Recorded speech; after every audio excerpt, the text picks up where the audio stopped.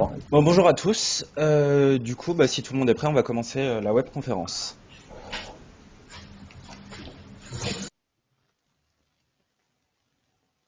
Donc, bienvenue pour cette webconférence. Et je vous préviens là dès le début, j'ai coupé tous vos micros pendant la présentation pour éviter en fait tous les bruits parasites. Donc, sur ça, si vous les rallumez, je les recouperai au fur et à mesure. Euh, alors, juste avant de commencer, Jean-Baptiste, j'ai l'impression qu'il y a un micro qui continue de faire du bruit. Peut-être les micros de téléphone, mais je vois personne. Non, recoupe, on entendait bien, hein. D'accord, ok. Donc bonjour à tous et tout d'abord je vais me présenter, je suis Lou-Paul Rosset, consultant chez C2I Santé depuis 3 ans maintenant.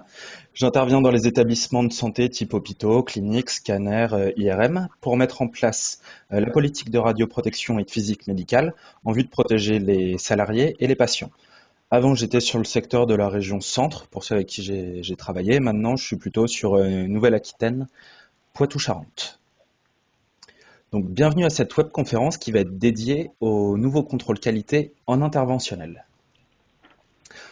Donc, durant la présentation, comme je vous l'ai dit, les micros seront coupés afin d'éviter tous les bruits parasites. Vous pouvez utiliser la fenêtre de discussion qui se trouve sur le côté pour poser vos questions.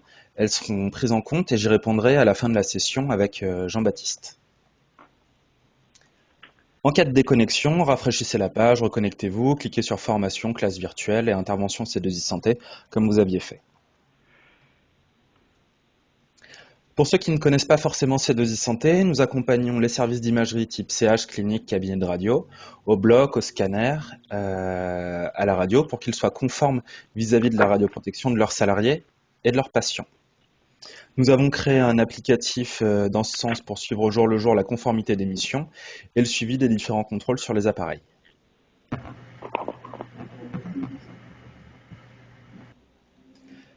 Cette classe virtuelle va aborder les contrôles qualité dans le cadre de la décision ANSM du 21 novembre 2016 pour les installations utilisées lors de procédures interventionnelles radioguidées.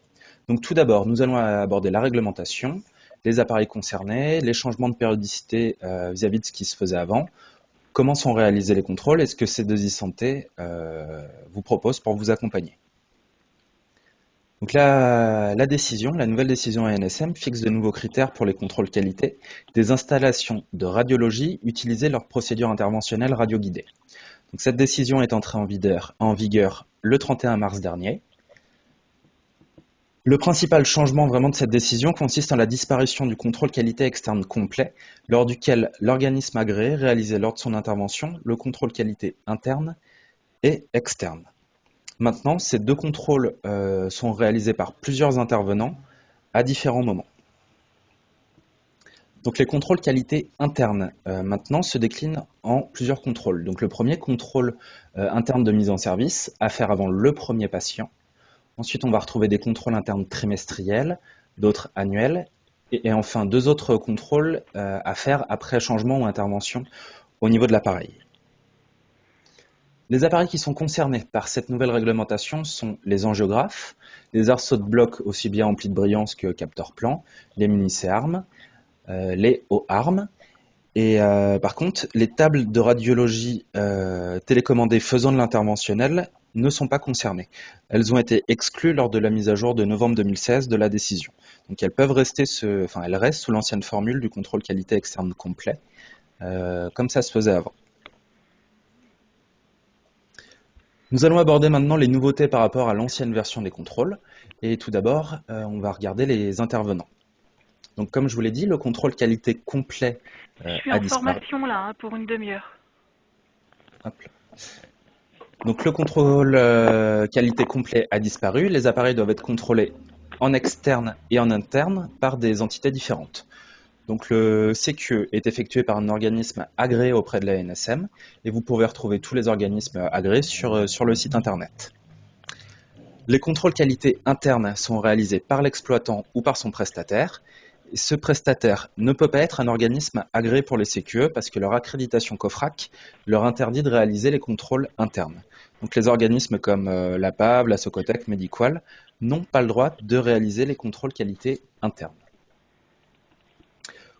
Au niveau des différentes périodicités, donc, il y a plein de nouveaux contrôles, ils ont tous des périodicités différentes.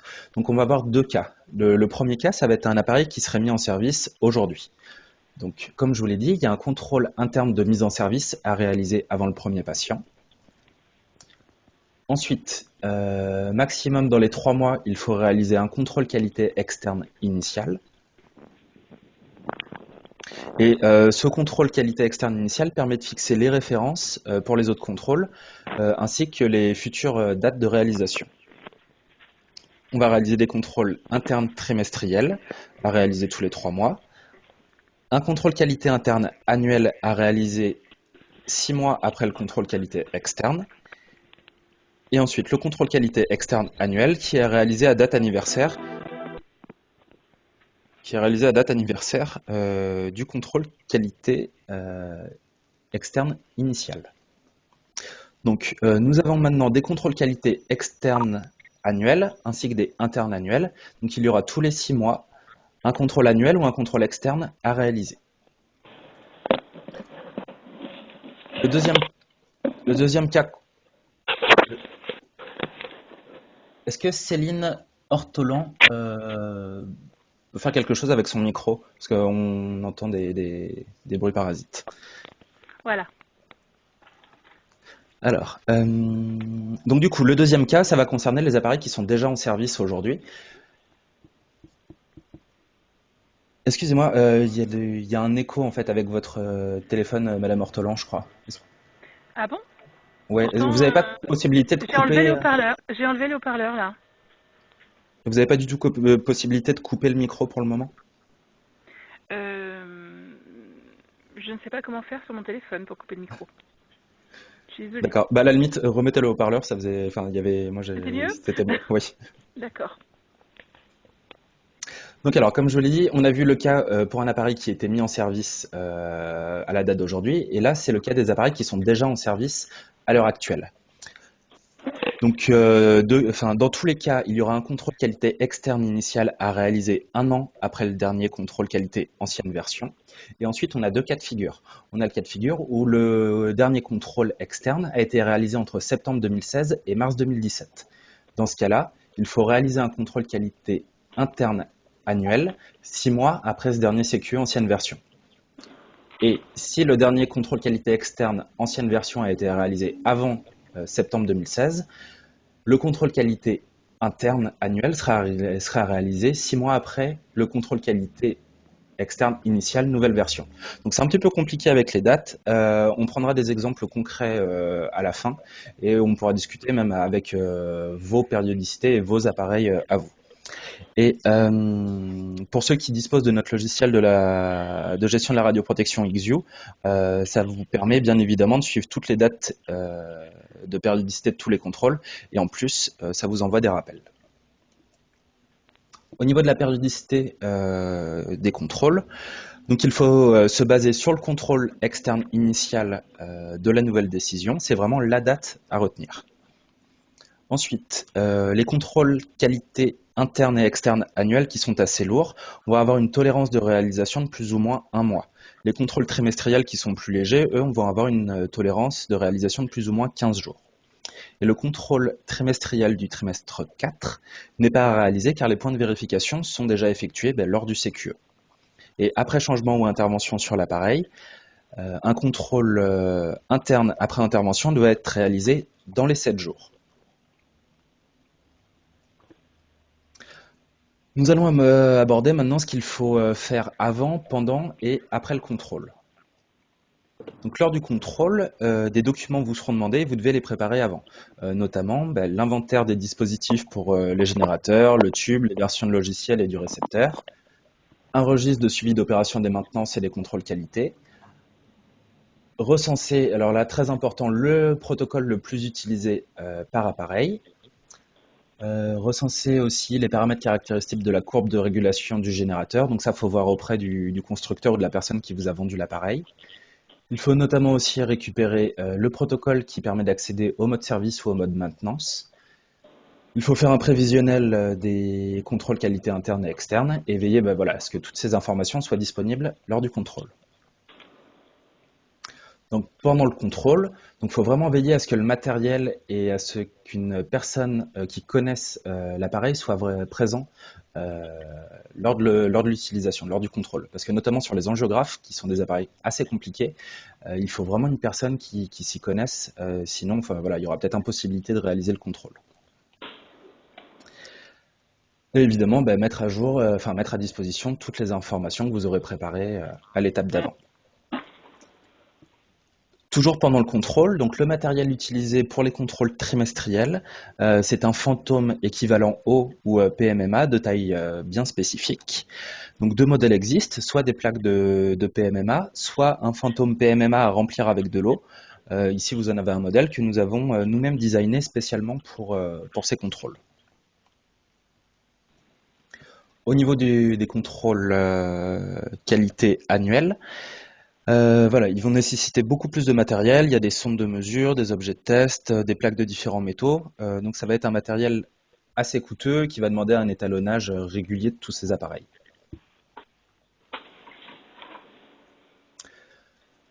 Donc là, on va aborder les points à contrôler. Donc dans le tableau de droite sont récapitulés les différents points à contrôler selon les différents modes utilisés sur les appareils. Donc un mode qui ne serait pas utilisé n'est pas à contrôler. Donc ces modes sont la scopie standard et haut débit. Donc ça, forcément, vous les utilisez sur vos appareils. Ensuite, on va avoir cinégraphie et soustraction. Donc ça, c'est pas forcément utilisé. Et pour les enjeux, on va avoir une option en plus, l'angiographie rotationnelle. Donc la durée des contrôles va donc varier suivant le nombre de modes qui sont utilisés sur vos appareils. Et donc c'est très important, en fait, avant le contrôle, d'avoir recensé le protocole qui sera le plus utilisé au niveau de l'appareil, ainsi que les modes qui sont utilisés. Donc pour ça, il faut se renseigner auprès des praticiens pour savoir quel mode ils utilisent ou pas. Et donc le contrôle trimestriel vérifie la constance des paramètres dans le temps, alors que les contrôles qualité interne annuels vont vérifier plutôt la qualité de l'image et la dose qui est délivrée au patient. Au niveau de la réalisation, le contrôle trimestriel, c'est assez simple, en 3 étapes. On réalise de la scopie sur le fantôme équivalent O qu'on a vu juste avant, suivant les modes qui sont réellement utilisés sur l'appareil. Ensuite, on va recueillir certains paramètres qui seront disponibles sur l'appareil, notamment kilovolts, milliampères, le karma, PDS, des choses comme ça. Et la 3e étape, ce sera la vérification de la validité de ces paramètres vis-à-vis du contrôle externe initial, qui fixe des références. Et le temps estimé pour faire ce contrôle, c'est entre 5 et 15 minutes, suivant si l'appareil s'allume rapidement et suivant les modes utilisés.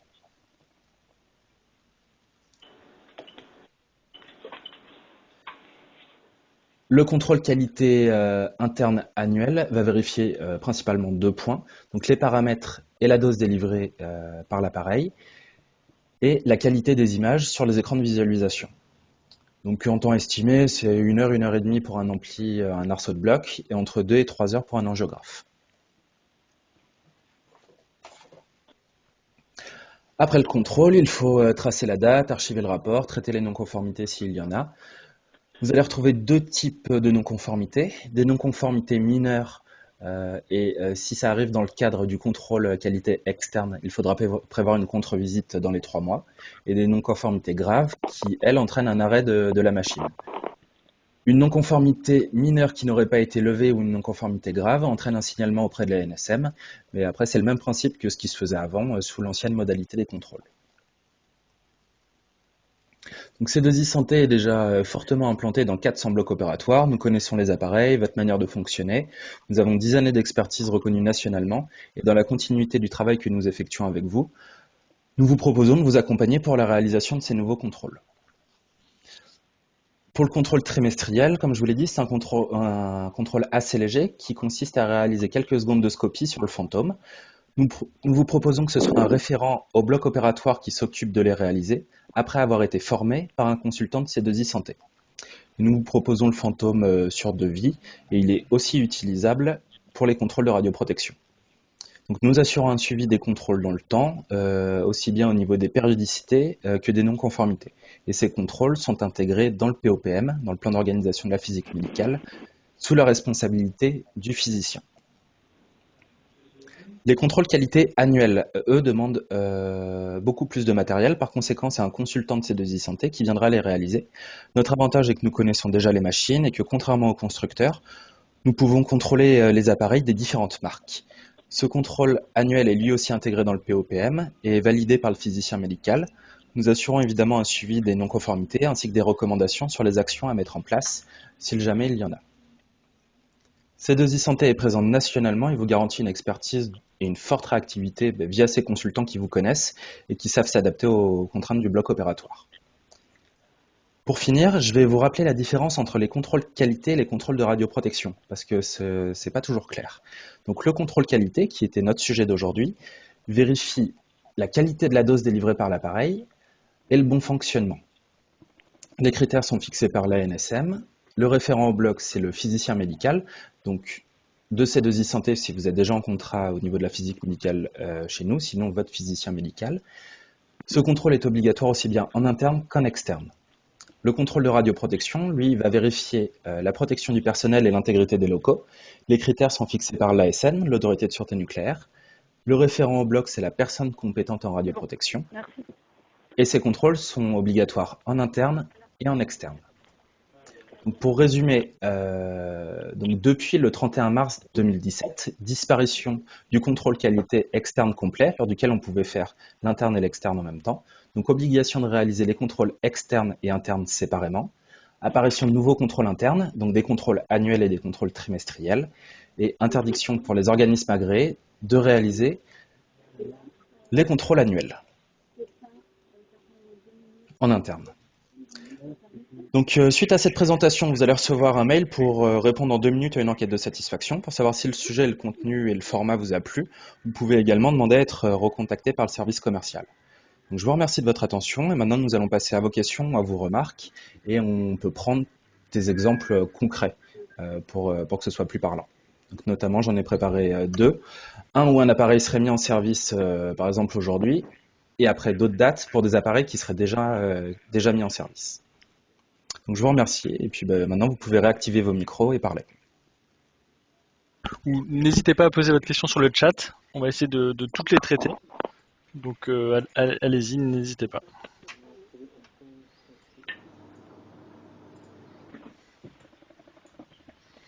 Alors est-ce que c'est clair pour tout le monde au niveau des échéances, des dates, des périodicités?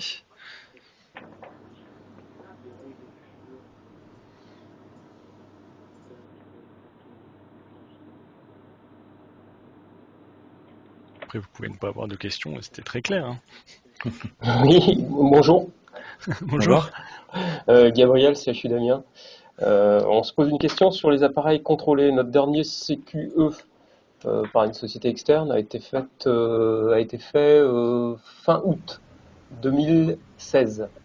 Donc a priori, si j'ai bien compris, notre prochain CQE externe devrait se faire 6 mois après la date échéance, c'est-à-dire début septembre 2017. Alors je suis pas sûr d'avoir compris. Là je vous ai remis la diapo où c'est la situation du bas. Donc votre contrôle dernier CQE, il a été fait en août 2016, c'est ça? En août 2016, oui, fin août 2016. D'accord, donc vous êtes sur la situation de la ligne du bas où en fait votre prochain contrôle ce sera le contrôle externe initial, donc août 2017, et ensuite on met en place les périodicités pour le trimestriel, l'annuel et puis ainsi de suite. Donc le prochain CQ externe initial sera en août 2017 à échéance, mais suivant l'ancien texte ou le nouveau texte? Ah non, suivant le nouveau. Depuis le Suivant le 31 mars, nouveau. de toute façon, il n'y a plus le choix, c'est le nouveau. Et après, J'avais cru, c'était... Ouais. j'avais cru comprendre qu'on avait 6 mois après cette date échéance. Ah non, non, non, non, il n'y a aucun moment, il y a marqué ça. D'accord, ben merci de la précision. Ça veut dire que l'échéance est beaucoup plus proche que ce que je croyais. Après, du coup, votre prochain CQE, ce sera en août 2017. Ensuite, il y aura le trimestriel à mettre en place 3 mois après, donc en novembre. Et ensuite, Mhm. l'interne annuel est à mettre en place en novembre, décembre, janvier, février. Et ainsi de suite. D'accord. Alors du coup, quel est le coût de notre fantôme? Alors, le fantôme, on l'a fait designer spécialement, donc le coût, c'est 500 € hors taxe. C'est même un peu moins cher ce qu'on trouve sur le marché, je crois. Allez, après, n'hésitez pas à faire des devis partout, mais c'est pas, faut pas se dire que c'est cher chez ces devis, au contraire. Parce que du coup, on l'a fait exprès parce qu'il y avait un autre fantôme qui existe. Ce sont des plaques de PMMA, c'est des plaques de plastique que les contrôleurs, enfin voilà, empilent l'une sur l'autre. Et on avait regardé les organismes qui vendent ça, c'est plutôt autour des 800-900 €.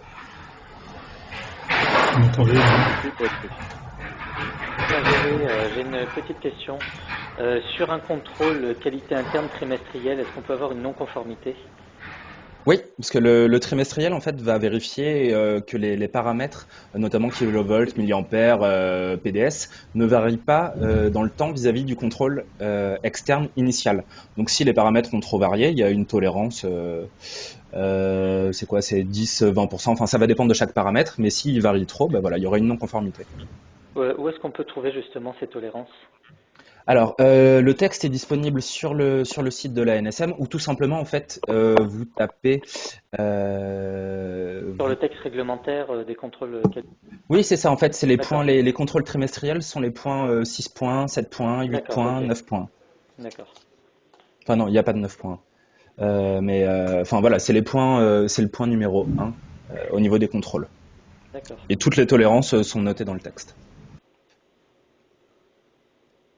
Alors, on passe à la question suivante. Est-ce que les constructeurs sont obligés de fournir la procédure pour accéder au menu de maintenance? Alors, réglementairement, je ne sais pas s'ils sont obligés, mais enfin, en tout cas, vous êtes obligé de les récupérer. Donc, enfin, Oui, l'un dans l'autre. voilà, va falloir même si, bon, pour l'instant, il les donnait peut-être pas forcément, va falloir qu'il le fasse, parce que vous, c'est quelque chose qui vous est demandé par la décision, pour que le contrôleur puisse faire le contrôle. Et si C2I Santé réalise les CQI, qui alors réalise les CQE? Alors, les CQE, ça ne change pas, c'est toujours l'organisme agréé qui vous les faisait avant. Donc, APAV, Socotec, Mediqual, Bureau Veritas, enfin voilà. Ce sera cet organisme-là, agréé, qui fera le CQE. Et la présentation vous sera envoyée demain ou après-demain. Oui, c'est vous sera ça. envoyée dans la semaine. Ouais. La présentation est enregistrée, elle sera mise sur YouTube avec un lien qui vous sera envoyé par mail d'ici 1 ou 2 jours.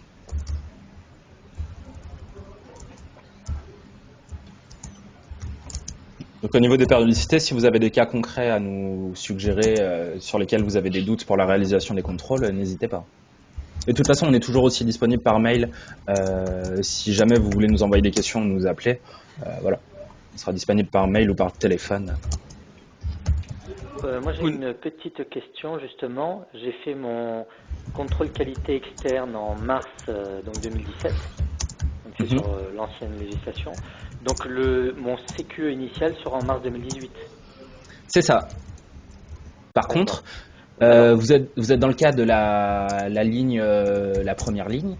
En fait, quand le contrôle a été fait entre le 30 septembre et le 31 mars, du coup, 6 mois après ce dernier contrôle, donc mars, donc en novembre, non, en septembre prochain. Le contrôle qualité interne. C'est ça. Il faut faire le premier contrôle qualité interne annuel. Annuel, d'accord. Ouais. Et donc vous avez dit que c'est le CQE qui sert de référence. Ce sera celui de l'année prochaine. Le CQE initial. Donc là, par rapport justement aux tolérances, on n'aura pas de valeur de référence. Non, pour l'instant, faudra quand même recueillir les paramètres. Mais oui, c'est vrai que pour l'instant, il y aura pas. Voilà, c'est vraiment le CQE initial qui fixera les vrais paramètres. Donc là, entre guillemets, on peut pas avoir de non-conformité par rapport à des variations de paramètres. Non, pour le moment, non. Okay. Une question très concrète là. Lors d'un CQI annuel plus trimestriel, donc on doit vérifier les doses en mode ciné sur un 9900 de G. Lors de l'envoi de la dose des 10 secondes, l'affichage de la dose disparaît dès qu'on relâche la pédale. Comment faire pour avoir les valeurs? C'est très concret. L'affichage de la dose disparaît dès que l'on relâche la pédale. Alors ça, c'est pas quelque chose qu'on vérifie pendant le trimestriel, ça, de toute façon. Non, c'est fait pendant l'annuel. Mais après, si ça disparaît quand vous lâchez la pédale, enfin, est-ce qu'il y a possibilité de regarder la dose juste avant de lâcher la pédale? Enfin, très concrètement, je j'ai pas de.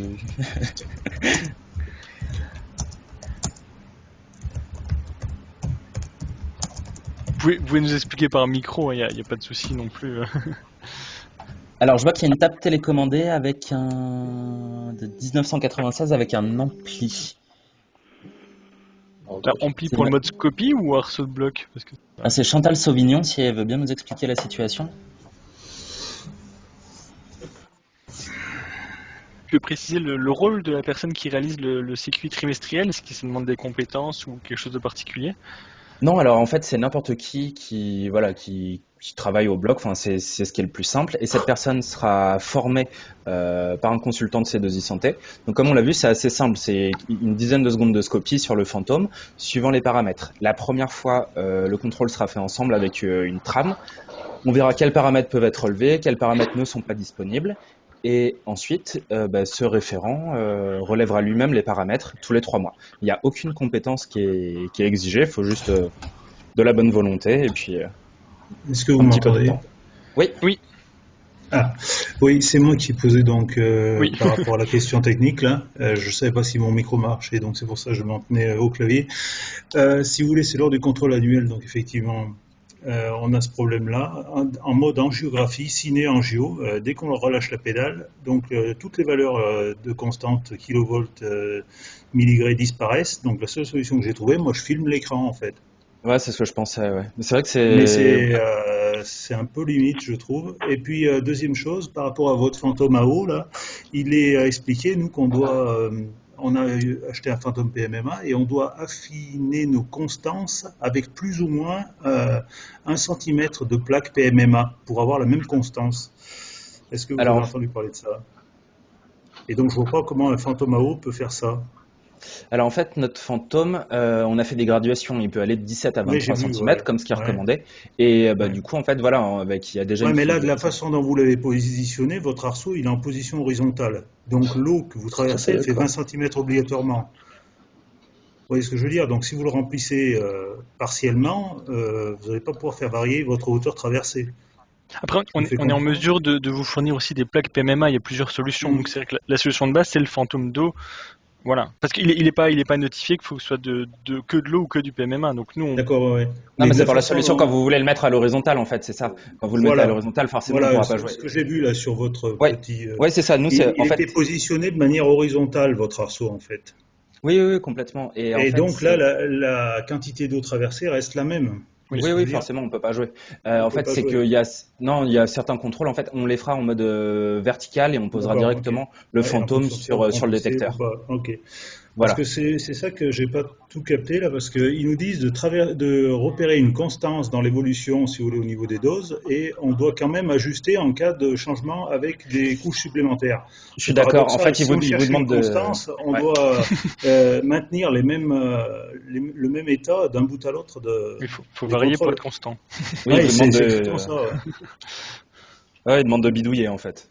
Bah, c'est pas bidouillé, mais c'est on a les mêmes constances si l'on met, mettons, 1 cm de plus. Donc C'est ça ça. m'a Après, un peu c'est voilà, dérangé. c'est C'est on a vu ça contradictoire, quoi. aussi. Ouais, on a vu ça aussi. Après, c'est réglementaire. Voilà, c'est Ouais, ouais, non, mais pas. je comprends. Ça fait Mais c'est partie vrai de la qu'on marge. avait été un peu enfin, surpris par le fait si ça va pas, ajuster l'épaisseur du fantôme, quoi. En C'est fait, c'est ça. ça, quoi. Ouais. Ouais, c'est voilà. Bon, ça permet aussi de rendre un appareil non conforme moins rapidement. Ouais. Mais ouais, c'est vrai que du coup, enfin voilà, c'est les paramètres dévient, mais du coup, c'est toléré. Enfin, c'est bizarre, mais C'est toléré. Là, la solution par rapport à un parc important, on va dire, de 5 ou 6 arceaux, c'est de l'air groupe, parce que sinon c'est ingérable. La façon dont les trimestriels s'enchaînent, vous pouvez faire venir une société toutes les semaines, quoi. alors évidemment, ouais, il faut essayer de voilà, de changer toutes vos périodicités, de tout remettre à une même date. Ce qui veut dire que la Pour première périodicité, il y aura forcément des périodicités qui seront supérieures à la norme. ou inférieur, sinon. C'est raccourcir un contrôle, enfin un appareil qui serait Ouais, contrôlé peut-être. enfin, Après, oui, il faut voir. Mais après, c'est si sur le premier contrôle, il y a une non-conformité au niveau de la périodicité, c'est pas forcément grave en tant que tel parce que elle sera levée l'année d'après quand toutes vos périodicités seront bien mises en place. Et effectivement, nous, on a les contrôles annuels qui arrivent en fin, les contrôles annuels externes arrivent en fin d'année, donc actuellement, on travaille sans aucune référence exacte, en fait. Oui, c'est ça. Mais ça, bah voilà, enfin, c'est pas un C'est la même chose souci. que le monsieur avait Ouais, signalé. c'est ça. Enfin, au niveau de la décision NSM, c'est pas un souci. Voilà. Ok, merci. Alors du coup, pour revenir sur la question donc, de Chantal Sauvignon, donc ça concerne bien une table avec un arceau. D'accord. Donc, Donc du coup, est-ce que c'est concerné l'arceau? Oui. bah après la table, oui, c'est la table. Oui, c'est ça. En fait, c'est l'arceau en lui-même qui est concerné. Après, la table qui bouge ou qui bouge pas. Mais c'était surtout en fait, les tables en radiologie, enfin, les tables de radio dans les cabinets qui font de l'interventionnel. Alors on a une remarque qui dit que les constructeurs qui interviennent sur les changements de tubes demandent déjà de réaliser les contrôles de constance. Oui, nous avons un petit téléphone. Oui. Nous avons posé cette question-là. Certaines sociétés qui changent des tubes en ce moment, dans leur bon d'intervention, disent qu'il faut faire les contrôles qualité dans la suite. Et ces contrôles qualité, c'est les contrôles de constance sur des CQI ou des CQ externes, nouvelles normes qui n'ont pas été faits encore, puisque nous ne sommes pas encore à ces échéances-là. Alors qu'est-ce qu'on fait en attendant que nos CQ externes vérifient les constances? Alors, du coup, ce que nous on va faire, c'est qu'on va quand même mettre en place le relevé de constance des paramètres, parce que faut se mettre en mode automatique, faire les 10 secondes de scopie suivant le protocole le plus utilisé et les modes utilisés. On va relever les paramètres et puis on remettra à jour les paramètres de référence lors du contrôle externe initial. Oui, mais ces valeurs n'ont qu'une valeur de comparaison puisque les CQ externes n'ont pas été faits. Oui, c'est ça. Pour l'instant, en fait, c'est vous qui allez fixer vous-même votre référence et elle sera mise à jour lors du contrôle externe. D'accord. C'est vrai que c'est un peu bancal pour le moment, il faut attendre le premier Mais contrôle oui, externe vraiment je pour... trouve que cette entrée dans ce texte est un petit peu bancale.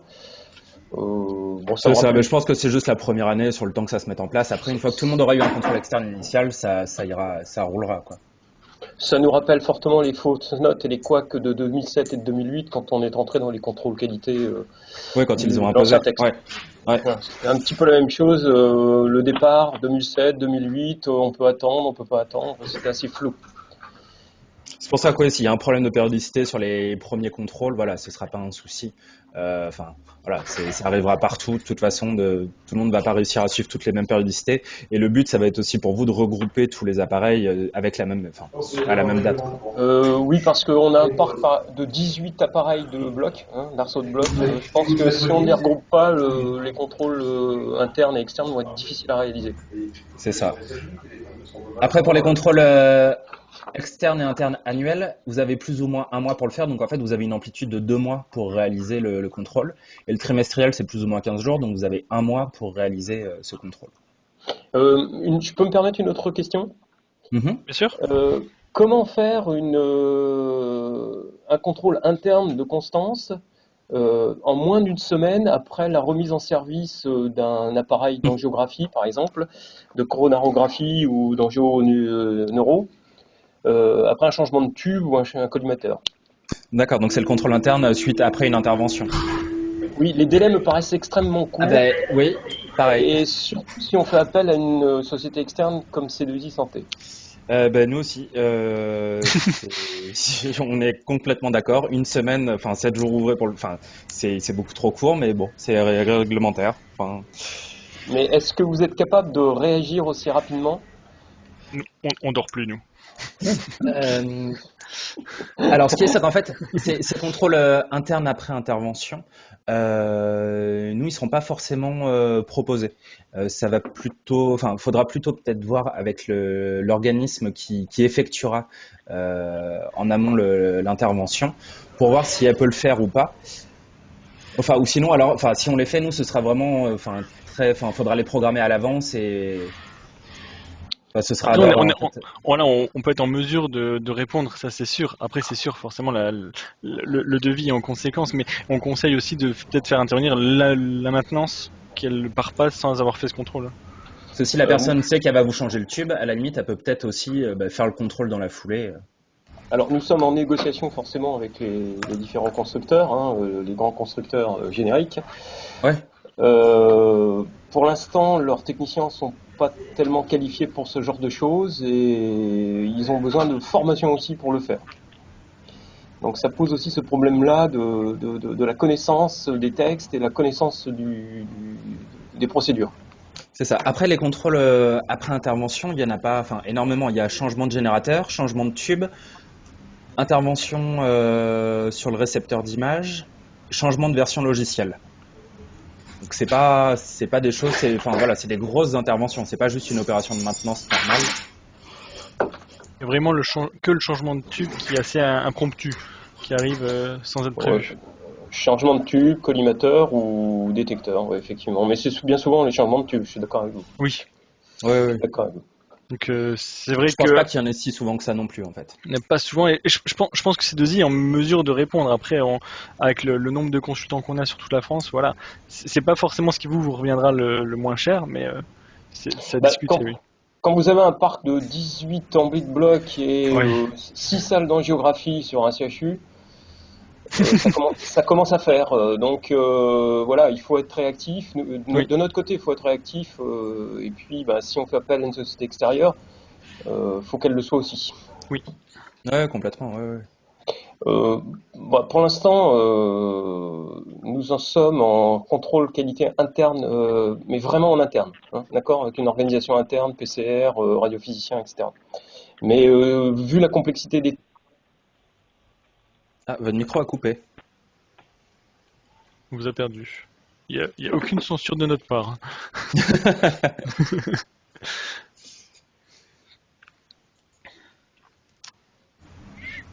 crois qu'on l'a définitivement perdu.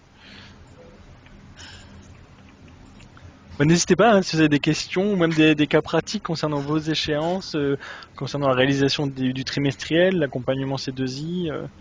Voilà, nous on est là pour ça.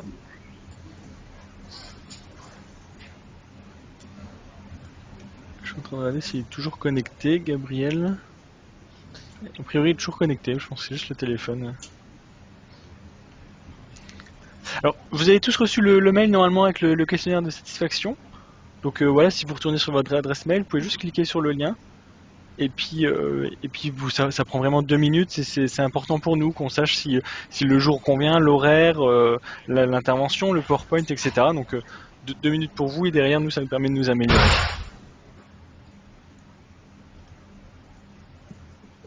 Après, si vous n'avez pas d'autres questions, vous pouvez vous déconnecter en cliquant en haut à droite et puis aller sur votre adresse mail. Et donc là, un questionnaire vous a été envoyé. Et si vous voulez noter enfin là, il y a mes coordonnées mail l.rosset@c2isanté, ainsi que les coordonnées du service commercial et voilà, du service formation pour autres. Donc voilà, n'hésitez vraiment pas à nous contacter si vous avez vraiment d'autres questions, s'il y a des points qui sont pas clairs. On est là pour ça.